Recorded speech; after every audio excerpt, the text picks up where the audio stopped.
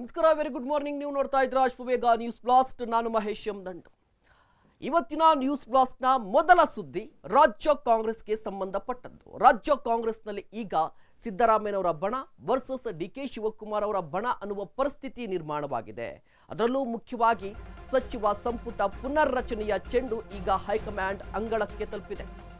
ರಾಜ್ಯ ಕಾಂಗ್ರೆಸ್ನಲ್ಲಿ ಮತ್ತೆ CM Siddaramaiah versus DCM DK Shivakumar ಅನ್ನುವ ಪರಿಸ್ಥಿತಿ ನಿರ್ಮಾಣವಾಗಿದೆ.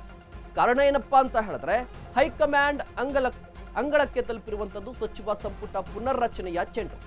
ಮುಂದಿನ ವಾರ ಡಿಸಿಎಂ ಸಿಎಂ ದೆಹಲಿ ಪ್ರವಾಸವನ್ನ ಕೈಗೊಳ್ತಾರೆ. ಈ ಸಂದರ್ಭದಲ್ಲಿ ಕ್ಯಾಬಿನೆಟ್ ಪುನರ್ರಚನೆ ಜೊತೆಗೆ ಕೆಪಿಸಿಸಿ ಅಧ್ಯಕ್ಷರ ಬದಲಾವಣೆ ಜೊತೆಗೆ ಹೆಚ್ಚುವರಿ ಡಿಸಿಎಂ ಹುದ್ದೆ ಸೃಷ್ಟಿಯ ಬಗ್ಗೆ ಕೂಡ ಚರ್ಚೆ ನಡೆಯುವ ಸಾಧ್ಯತೆಗಳು ಹೆಚ್ಚಾಗಿದೆಯಂತೆ. ಇಡೀ ರಾಜ್ಯ ಕಾಂಗ್ರೆಸ್ನಲ್ಲಿ ನಿನ್ನೆಯಿಂದ ಒಂದಿಷ್ಟು ಬೆಳವಣಿಗೆ ನಡೀತಾ ಇದೆ. ಮೊನ್ನೆ ನೈಟ್ ಡಿನ್ನರ್ ಮೀಟಿಂಗ್ ನಡೆಯಿತು. ಅದಾದ ಬಳಿಕ ನಿನ್ನೆ ಲಂಚ್ ಮೀಟಿಂಗ್ ನಡೆಯಿತು. ಈ ಲಂಚ್ ಮೀಟಿಂಗ್ ಮತ್ತೆ ಡಿನ್ನರ್ ಮೀಟಿಂಗ್ ನಡುವೆ ಸಾಕಷ್ಟು ಪ್ರಶ್ನೆಗಳು. ಯಾಕೆ ಈ ಮೀಟಿಂಗ್ಗಳು ನಡೆಯಿತು ಅಂತ ಹೇಳಿದ್ರೆ, ಮುಖ್ಯವಾಗಿ ಸತೀಶ್ ಜಾರಕಿಹೊಳಿ ಅವರ ನಿವಾಸದಲ್ಲಿ ನಡೆದದ್ದು ಅಹಿಂದ ನಾಯಕರ ಡಿನ್ನರ್ ಮೀಟಿಂಗ್. ಅಂದ್ರೆ ಅಲ್ಲಿ ಡಿಕೆ ಶಿವಕುಮಾರ್ ಬಣದಲ್ಲಿ ಗುರುತಿಸಿಕೊಂಡಂತಹ ಯಾವುದೇ ನಾಯಕರು ಭಾಗ್ಯ ಆಗಿರಲಿಲ್ಲ. ಅದಾದ ನಂತರ ನಿನ್ನೆ ಮಧ್ಯಾಹ್ನ ಒಂದು ಲಂಚ್ ಮೀಟಿಂಗ್ ನಡೆದಿದೆ. ಆ ಸಭೆಯಲ್ಲಿ ಸಿದ್ದರಾಮಯ್ಯನವರ ಬಣದವರು ಯಾರು ಕೂಡ ಭಾಗಿಯಾಗಿರಲಿಲ್ಲ. ಅಲ್ಲಿಗೆ ಕ್ಲಿಯರ್ ಆಗಿ ಗೊತ್ತಾಗ್ತಾ ಇರುವಂಥದ್ದು ರಾಜ್ಯ ಕಾಂಗ್ರೆಸ್ನಲ್ಲಿ ಎರಡು ಬಣ ಇದೆ ಅಂತ ಹೇಳಿ.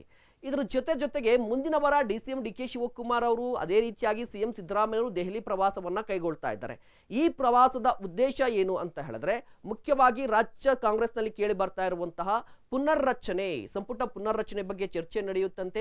ಇದರ ಜೊತೆಗೆ ಡಿಸಿಎಂ ಡಿಕೆ ಶಿವಕುಮಾರ್ ಅವರ ಸ್ಥಾನವನ್ನು ಬದಲಾವಣೆ ಮಾಡಬೇಕು, ಅಂದ್ರೆ ಕೆಪಿಸಿಸಿ ಅಧ್ಯಕ್ಷ ಸ್ಥಾನವನ್ನು ಬದಲಾವಣೆ ಮಾಡಬೇಕು ಅನ್ನುವ ಚರ್ಚೆ ಕೂಡ ಇರುವಂಥದ್ದು. ಈಗಾಗಲೇ ವರಿಷ್ಠರ ಕೈ ಸೇರಿದೆ ಸಚಿವರ ಕಾರ್ಯವೈಖರಿ ವರದಿ. ಇದು ಸಂಪುಟ ಪುನರ್ರಚನೆಯನ್ನ ಯಾವ ರೀತಿ ಮಾಡ್ತಾರೆ, ಒಂದು ಮಾನದಂಡ ಬೇಕಲ್ವಾ, ಯಾವ ರೀತಿ ಪ್ರೋಗ್ರೆಸ್ ಕಾರ್ಡ್ ಹೊಂದಿರಿ ಅಂತದ್ದು.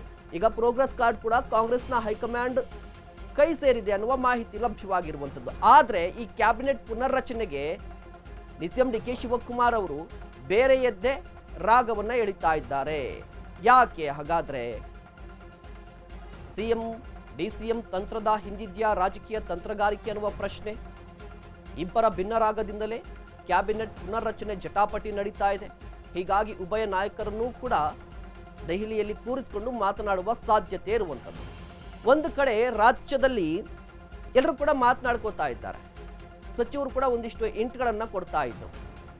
ಏನಪ್ಪಾ ಅಂತ ಹೇಳಿದ್ರೆ, ಸಚಿವ ಸ್ಥಾನಕ್ಕೆ ರಾಜೀನಾಮೆ ಕೊಡಬೇಕು, ಹೊಸಬರಿಗೆ ಅವಕಾಶವನ್ನು ಕೊಡಬೇಕು. ಇದರ ಜೊತೆಗೆ ಕಂಪ್ಲೀಟ್ ಆಗಿ ಸಚಿವ ಸ್ಥಾನ ಹೊಸಬರು ಕೊಡುವಂಥದ್ದು ಮತ್ತು ಪುನರ್ರಚನೆ ಆಗುತ್ತಾ ಅಂತ ಹೇಳಿದ್ರೆ ಹೌದು ಅನ್ನುವ ಒಂದಿಷ್ಟು ಬೆಳವಣಿಗೆ ನಡೀತಾ ಇತ್ತು. ಖುದ್ದಾಗಿ ಸಿಎಂ ಸಿದ್ದರಾಮಯ್ಯನವರೇ ದೆಹಲಿಗೆ ಹೋದ ನಂತರ ಎಲ್ಲವೂ ಕೂಡ ನಿರ್ಧಾರ ಆಗುತ್ತೆ ಅಂತ ಹೇಳಿದರು. ಆದರೆ ಈ ಸಂಪುಟ ಪುನರ್ರಚನೆಗೆ ಡಿಸಿಎಂ ಡಿಕೆ ಶಿವಕುಮಾರ್ ಅವರು ಅಡ್ಡಗಾಲನ್ನ ಹಾಕ್ತಾ ಇದ್ದಾರೆ, ವಿರೋಧವನ್ನ ವ್ಯಕ್ತಪಡಿಸ್ತಾ ಇದ್ದಾರೆ. ಹಾಗಾದ್ರೆ ಯಾವ ಕಾರಣಕ್ಕಾಗಿ? ಒಂದು ಕಡೆ ಸಿದ್ದರಾಮಯ್ಯನವರು ಸಂಪುಟ ಪುನರ್ರಚನೆಗೆ ಆಸಕ್ತಿಯನ್ನು ಹೊಂದಿದ್ದಾರೆ. ಅದೇ ಸಂದರ್ಭದಲ್ಲಿ ಸಂಪುಟ ಪುನರ್ರಚನೆ ಬೇಡ ಅಂತ ಹೇಳಿ ಡಿಸಿಎಂ ಡಿಕೆ ಶಿವಕುಮಾರ್ ಅವರು ಪ್ರಯತ್ನವನ್ನ ಪಡ್ತಾ ಇದ್ದಾರೆ. ಅಂದ್ರೆ ಕಂಪ್ಲೀಟ್ ಆಗಿ ಈ ಸಂಪುಟ ಪುನರ್ರಚನೆ ಅಥವಾ ಸಂಪುಟಕ್ಕೆ ಸರ್ಜರಿ ಮಾಡುವ ವಿಚಾರಕ್ಕೆ ಸಂಬಂಧಪಟ್ಟಂತೆ ಸಿದ್ದರಾಮಯ್ಯನವ್ರದ್ದು ಒಂದು ವಾದ ಇದೆ, ಡಿಸಿಎಂ ಡಿಕೆ ಶಿವಕುಮಾರ್ ಅವ್ರದ್ದು ಒಂದು ವಾದ ಇದೆ. ಹಾಗಾದ್ರೆ ಯಾವ ಕಾರಣಕ್ಕೆ ಅಂತ ಹೇಳಿದ್ರೆ, ಇದು ಅಧಿಕಾರ ಹಂಚಿಕೆಯ ಸೂತ್ರದ ಲಿಂಕ್ ಅಂತ ಹೇಳ್ತಾ ಇದ್ದಾರೆ. ಸಂಪುಟ ಪುನರ್ರಚನೆಗೆ ಬ್ರೇಕ್ ಹಾಕ್ಲಿಕ್ಕೂ ಅಧಿಕಾರ ಹಂಚಿಕೆಯ ಸೂತ್ರಕ್ಕೂ ಏನ್ ಸಂಬಂಧ ಅಂತ ಹೇಳಿದ್ರೆ, ಜಸ್ಟ್ ಒಂದು ಸಿಂಪಲ್ ಆಗಿ ಯೋಚನೆ ಮಾಡೋದಾದ್ರೆ, ಇಫ್ ಇನ್ ಕೇಸ್ ಏನಾದರೂ ಈ ಸಂದರ್ಭದಲ್ಲಿ ಸಿದ್ದರಾಮಯ್ಯನವರು ಸಂಪುಟ ಪುನರ್ರಚನೆ ಮಾಡಿದ್ರೆ ಅವರು ಕಂಪ್ಲೀಟ್ ಆಗಿ ಸ್ಟ್ರಾಂಗ್ ಆಗ್ತಾರೆ ಅಂತ ಅರ್ಥ. ಅಂದ್ರೆ ನೆಕ್ಸ್ಟ್ ಅವರ ಅವಧಿಗೆ ಯಾವುದೇ ರೀತಿಯ ಅಡಚಣೆ, ಯಾವುದೇ ರೀತಿಯ ಪ್ರಾಬ್ಲಮ್ಸ್ ಇರೋದಿಲ್ಲ. ಅದೇ ಒಂದು ವೇಳೆ ಏನಾದರೂ ಸಂಪುಟ ಪುನರ್ರಚನೆ ಮಾಡದೆ ಉಳ್ಕೊಂಡಿದ್ರೆ ಆಗ ಪವರ್ ಶೇರಿಂಗ್ ಮ್ಯಾಟರ್ ಮುನ್ನೆಲೆಗೆ ಬರುತ್ತೆ. ಅದರಲ್ಲೂ ಕೂಡ ಒಂದು ಮಾತಿರುವಂಥದ್ದು, ಈಗ ಸಿದ್ದರಾಮಯ್ಯನವರ ಬಣದವ್ರಿಗೆ ಹೆಚ್ಚಿನ ಅವಕಾಶಗಳನ್ನು ಕೊಡ್ತಾರಾ ಸಚಿವ ಪುನರ್ರಚನೆ ಆದರೆ, ಅಥವಾ ಡಿ ಕೆ ಶಿವಕುಮಾರ್ ಅವರ ಬಣದವ್ರಿಗೆ ಹೆಚ್ಚಿನ ಅವಕಾಶ ಕೊಡ್ತಾರಾ ಅನ್ನೋದು ಕೂಡ ಒಂದಿಷ್ಟು ಕುತೂಹಲ ಕೂಡ ಇರುವಂಥದ್ದು. ಕಾದು ನೋಡಬೇಕಾಗಿದೆ. ಕಾಂಗ್ರೆಸ್ನ ಹೈಕಮಾಂಡ್ ಅಂಗಳಕ್ಕೆ ಸಂಪುಟ ಪುನರ್ರಚನೆಯ ಚೆಂಡು ಹೋಗಿದೆ, ಏನಾಗುತ್ತೆ ಮುಂದೆ ಅಂತ.